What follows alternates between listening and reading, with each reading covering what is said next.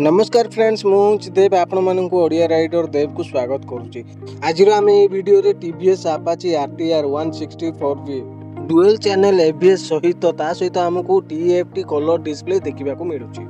जदि मु यार फ्रंट प्रोफाइल रो इंडिकेटर विषय कहबी आगे जो हेलोजोन आसूला एवं से आसुनी अपडेट होके एलईडी रो इंडिकेटर दि जाएगी जोटा कि देखा बहुत ही प्रीमियम टाइप लगुच भाई। ये जो तार पूरा फ्रंट आड़ू देखा जो पूरा कंप्लीट लुक पूरा चेंज हो जाए किंतु देखा मत एमती लगुच पल्सर एन सीरीज कर देखा मझे ये प्रोजेक्टर रो एलईडी हेडलैम्प देखा मिलूँ जोटा कि लो बीम अच्छी यहाँ तार हूँ हाई बीम जोटा कि तलर ता सहित देखिए जब पूरा कूल लगुच भाई सीरीयसली पल्सर परी ता साथी आमको देखा मिलूँ साइड रे डीआरएल जोटा कि एलईडी रो आसूची पूरा ये ब्लू कलर अच्छी ग्लोसी ब्लू कलर ता सहित आमको ग्लोसी रो ब्लैक कलर देखा मिलूँ ग्रे एंड रेड कलर रो जो कॉम्बिनेशन सहित जो स्टिकरिंग यूज होता सहित बहुत ही कूल लगुच।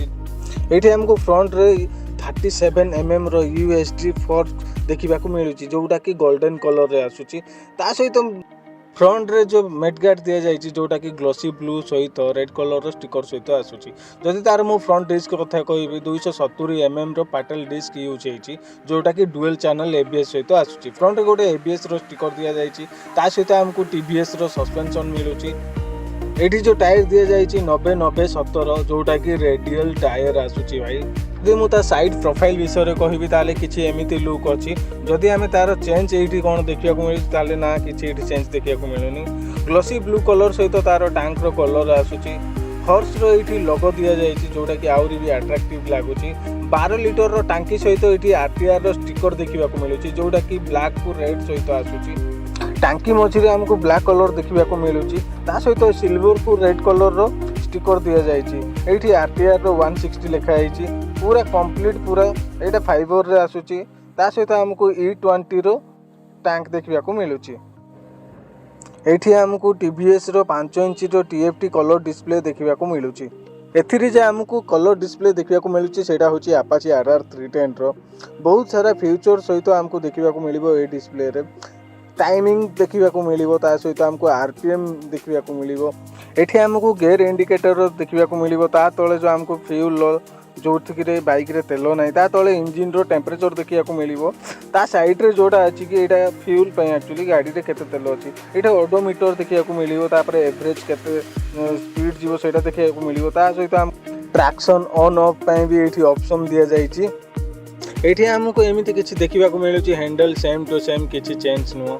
ता सहित मु जदि ब्रेक लिवर कथा कहबी ताले भाई ये आउ गोटे जिनस भी आड हो जाए जोटा कि एडजस्ट करहब ए लिवर को। एथिरे ता सहित हमको स्लीपर क्लच भी आड अच्छी जोटा कि आमर आपाची आरटीआर 200cc रे जोटा आसूला ए 160 रे भी आसी जाइए। बहुत किछि चेंज अच्छी ये बहुत स्मूथ अच्छी। ये बाइक रे हमको 159cc रो 4 स्ट्रोक एसआई ऑयल कूलांट सहित SOHC रो फ्यूल इंजेक्शन 4 वोल्ट देखा मिल।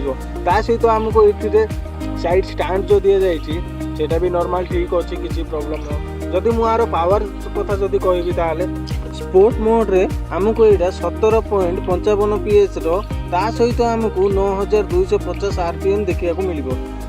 एठी किल स्विच पे भी ऑप्शन अच्छी मोड पे भी ऑप्शन अच्छी। यहाँ हूँ तार हेडलाइट तार यहाँ सेल्फ स्टार्ट करके देखिए केमिति तार साउंड आसुची।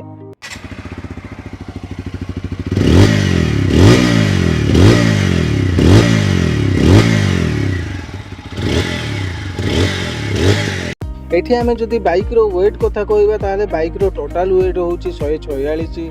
ता सहित आमे जदि माइलेज कथा कहबा ताले कंपनी क्लेम करिछि जे 45 रु 48। एठी हमको लेग गार्ड देखा मिलिबो ता तळे इंजिन कवर जोटा कि प्लास्टिक रे आसुची हाइपर लिखा है। ता सहित जदि मु कहबी ठीक अच्छी यार प्लास्टिक रो चलिबो। एठी हमको किक रो ऑप्शन मिलुनी जोटा कि सेल्फ ऑप्शन अच्छी। ता सहित हमको देखा मिलूँ 1200 ml रो ये ऑयल पड़ो। ग्राउंड क्लीयरेंस 180 mm ता सहित हमको ऑयल कूलांट मिलूँ एथिरे जोटा कि अलग बाइक रे दिया जाए किंतु ए बाइक रे दिया जाए। ये जदि मु सेंसर कथा कहबी ताले फास्ट रे गोटे ये गोटे सेंसर दि जाए आ सेकेंड रे गोटे ए साइड रे सेंसर दि जाए देखा जाउथबो। साइलेंसर किसी एमती टाइप देखा जाउछि जोटा कि स्पोर्टी लागुछि। जे सस्पेंशन दिया हिछि सेटा मोनोशॉक ता सहित पछरे गोटे मैट दिया हिछि पछरे टायर रो कवर दिया हिछि। रियर ब्रेक कथा जदि मु कहबी एथिरे दिया हिछि 240 mm रो डिस्क ता सहित हमको मिलुछि डुअल चैनल रो एबीएस जोटा कि एथिरे सेंसर जो अछि एबीएस रो। रियर टायर रे हमको 130 70 R17 MC62P रो देखा मिलूँ ता सहित आमको पछरे किसी एमती बड़ साइज देखा लुक आसूची जोटा कि ठीक ठाक अच्छी चलो।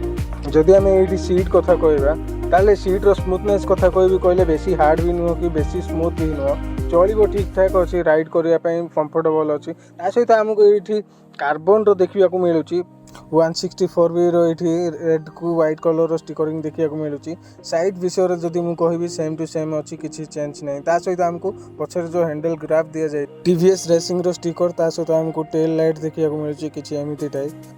पछ इंडिकेटर कहले same to same LED indicator ही पछरे अच्छी ता मझे गोटे कीर ऑप्शन अच्छी दुईटा साइड आमको रिफ्लेक्टर देखा मिलूँ। ये आमको बाइक रो सीट हाइट 800 mm रो देखा मिलूँ। ता सहित आमको ये साड़ी गार्ड भी देखा मिलूँ किंतु लेडीज रो ये फुटरेस देखा मिलूनी।